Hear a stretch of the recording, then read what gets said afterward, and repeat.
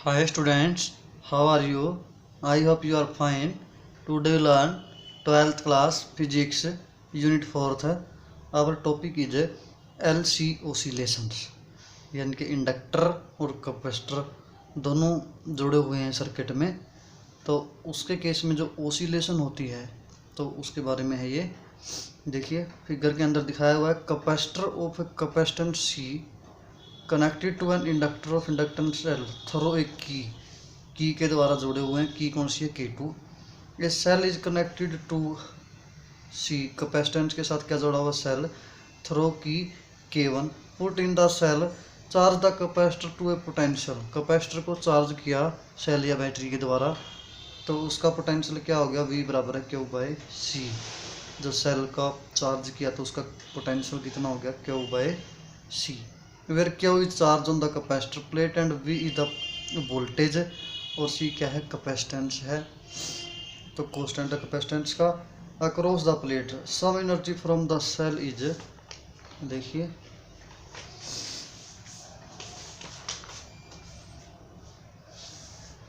जिस तरह से हमने ये जोड़ा है कैपेसिटर और ये क्या जोड़ दिया? इंडक्टर L, दोनों को की K2 से जोड़ा हुआ है और कैपेसिटर को सेल से जोड़ा हुआ है। सेल जोड़ दिया की K1 है। अब इस सेल का इसके साथ जोड़ा है तो वोल्टेज इसकी यानी कि V क्या थी? Q बटे C। तो store in the dielectric medium, तो इसके अंदर एनर्जी स्टोर हो जाएगी। जो कैपेसिटर चार्ज है इसकी दो प्लेट हैं प्लस माइनस, इनके बीच में डाइलेक्ट्रिक मीडियम होता है, इसमें क्या हो जाएगी? Energy store in the form of electrostatic energy, electrostatic energy के रूप में। और इलेक्ट्रोस्टैटिक एनर्जी हम पीछे निकाल चुके हैं पिछले टॉपिकों में। देखिए तो वो कितनी आती थी कैपेसिटर वाले केस में? Q²/2C on removing plug of K1। अब K1 को रिमूव कर दिया हमने और ऑन किसको कर दिया है? K2 को। K2 इसमें पुट कर दिया तो the charge capacitor is connected to L start discharging. अब इसको L से जोड़ दिया और ये फिर चार्ज कैपेसिटर क्या हो जाएगा? वे डिस्चार्जिंग शुरू हो जाएगी इसकी। इसका जो चार्ज था वो कंडेंसर में से होता हुआ करंट आगे जिस तरह से मूव करेगा तो connected to L start discharging through L an induced EMF develop. और इसमें जब करंट मूव करता है तो इसमें क्या हो जाएगा? EMF इंड्यूस हो जाएगा। तो which oppose the growth of current in L, जो EMF इसमें इंड्यूस हो गया वो करंट का क्या करेगा? अपोजिशन करता है EMF एंड हैंस डिले, तो जिसको वो इसमें वो देरी करता है। When capacitor is completely discharge, जब ये कम्प्लीटली डिस्चार्ज हो जाएगा the energy store in capacitor appear in the form of magnetic field energy around L। जो ये इसकी एनर्जी थी फिर इसके अराउंड मैग्नेटिक फील्ड के रूप में अपीयर होगी इंडक्टर के अराउंड। जो कैपेसिटर की एनर्जी थी जब ये सारा का सारा क्या हो गया? डिस्चार्ज, सारी एनर्जी इंडक्टर में चलेगी और उसके अबाउट किसके रूप में होगी? एनर्जी मैग्नेटिक फील्ड के रूप में, जिसको हम किससे दिखा देंगे भाई? U B = ½ mL I²। कल ही निकाला था ये यानी कि एनर्जी इंडक्टर के अंदर, ये हमने कल निकाला था equation. As soon as discharge of the capacitor is complete, जैसे जैसे डिस्चार्ज कंप्लीट होती है current stop and magnetic flux link with the L start collapsing करना शुरू कर देगा। मैग्नेटिक फील्ड मतलब कि कम होना शुरू हो जाएगा। पहले मैक्सिमम हो गया था मैग्नेटिक फील्ड, फिर क्या होना शुरू हो जाएगा? कम होना शुरू हो जाएगा। Therefore an induced EMF develop which start recharging the condenser in opposite direction. फिर EMF इंड्यूस हो गया और वो फिर क्या कर देगा? दोबारा से कैपेसिटर की चार्जिंग शुरू हो जाएगी भाई अपोजिट डायरेक्शन में। फिर यहाँ पे जैसे प्लस था यहाँ पे क्या आ जाएगा? प्लस, दूसरी तरफ क्या आ जाएगा? माइनस। तो the recharging is also oppose and hence delay, वो भी इसका अपोज करती है EMF का और डिले होता है इसमें भी। We condenser when condenser is recharge completely, जब कंडेंसर कम्प्लीटली रिचार्ज हो जाता है the magnetic field energy around L reappears in the form of electric field energy between plate. फिर वो सारी की सारी एनर्जी किस में चली जाएगी? इलेक्ट्रिक फील्ड में चली जाएगी जब ये कंडेंसर किया होगा डिस्चार्ज। मतलब पहले ये पूरा चार्ज था, ये इसके अंदर चार्ज इसके अंदर चला गया करंट, ये इसके अबाउट यानी कि मैग्नेटिक फील्ड हो गया था। फिर यहाँ से कैपेसिटर की तरफ कैपेसिटर दोबारा से रिचार्ज हो गया और ये क्या हो गया? डिस्चार्ज हो गया भाई। अब फिर क्या हो गया? दोबारा से इलेक्ट्रिक फील्ड की वजह से एनर्जी हो गई है। द इंटीयर प्रोसेस इज रिपीटेड, और बार बार ऐसे ऐसे रिपीट होता रहेगा, फिर ऐसे रिपीट होगा, फिर दोबारा से यहाँ से दूसरी तरफ फिर जाएगा, फिर उसकी तरफ फिर क्या हो जाएगा, कंडेंसर के अबाउट मैग्नेटिक फील्ड हो जाएगा, और ये दोबारा से डिस्चार्ज हो जाएगा। फिर यही प्रोसेस बार बार रिपीट होता रहेगा। Thus energy taken once from the cell and given to the capacitor keep on oscillating between C and L। इस तरह से C और L के बीच में क्या होता रहेगा, ऑसिलेशन होता रहेगा। एक बार C बढ़ गई है, एक बार मतलब कि एक बार जो एनर्जी इलेक्ट्रिक फील्ड की वजह से वो जीरो हो जाती है, और एक बार के जो इंडक्टर की वजह से वो जीरो हो जाती है, एक बार वो मैक्सिमम वो जीरो, इस तरह से यानी कि जिस तरह दिखा रखा है एनर्जी का इस तरफ हमने इलेक्ट्रिक फील्ड का, तो एक बार यानी कि मैक्सिमम, फिर वापस जीरो, फिर दूसरी तरफ मैक्सिमम, फिर जीरो, मतलब एक बार वो मैक्सिमम और एक बार वो। If the circuit has no resistance, अगर कोई रेजिस्टेंस नहीं है तो no loss of energy would occurs, the oscillation produce will be constant and amplitude. अगर कोई भी यहाँ पे मतलब रेजिस्टेंस नहीं है, जीरो रेजिस्टेंस है, हालांकि ऐसा पॉसिबल होता नहीं है, अगर है ऐसा तो उस केस में क्या हो जाएगा भाई, जो ऑसिलेशन होगी तो वो क्या होगी भाई, अनडैम्प्ड होगी। मतलब कि जैसे पहले इसका एम्पलीट्यूड था इतना, आखिरी में भी इतना ही एम्पलीट्यूड है, तो यानी कि इतने ही एम्पलीट्यूड के बराबर के एम्पलीट्यूड से जो करंट वेव मूव कर रही है, तो वो क्या रही है, मतलब कि बराबर का एम्पलीट्यूड ही रहेगा उसका। इसके बाद फिगर में दिखाया हुआ है 8 stage in single cycle of oscillation, जो मैंने बताया। एक बार ये चार्ज था, फिर दोबारा से वो चार्ज हो गया, फिर डिस्चार्ज हो गया, फिर दोबारा डिस्चार्जिंग होगी, वो डिस्चार्ज हो गया। इसकी 8 स्टेज बनती है और एक सर्कल पूरा हो जाता है फिर 8 में। जिस तरह यहाँ से यहाँ गया, फिर यहाँ से फिर यहाँ, यहाँ से यहाँ, यहाँ से यहाँ, इस तरह से। एल से डियर बार ग्राफ, साथ में बार ग्राफ दिखाया हुआ है एनर्जी फिगर के, रिप्रेजेंट इलेक्ट्रिक एनर्जी और मैग्नेटिक एनर्जी का।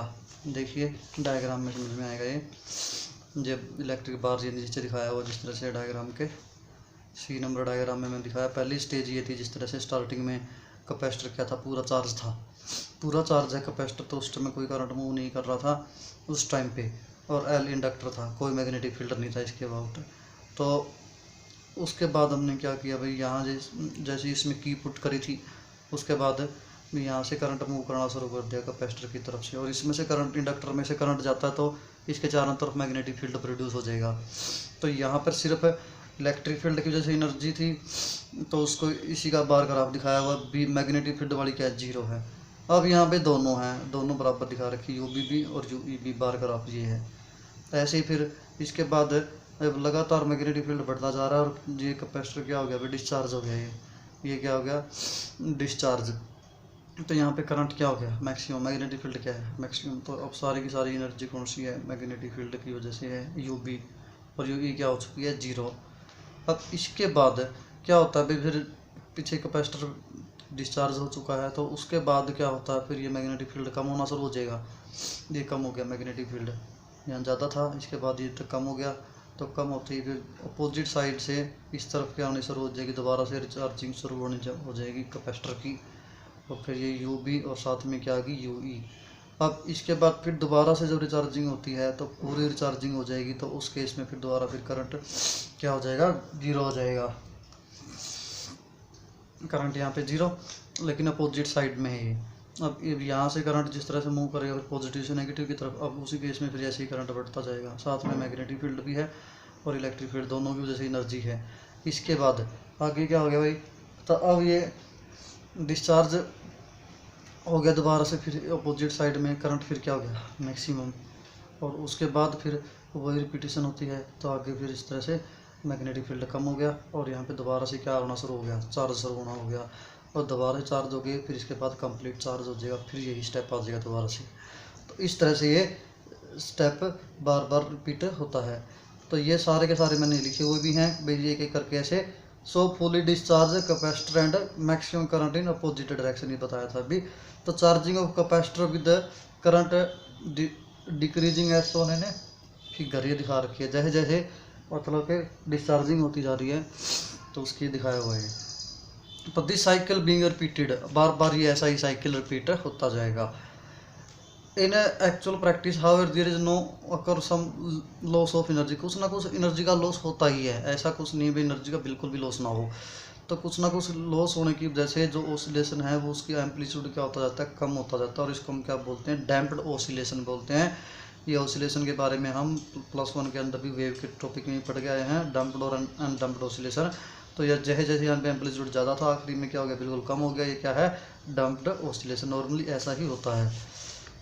तो ऑसिलेशन को डैम्पिंग को कम करने के लिए हम क्या कर सकते हैं, एनर्जी लॉस को, तो प्रॉपर फेज में अगर इसका जोड़ते हैं तो उससे थोड़ा सा कम हो जाएगा ये।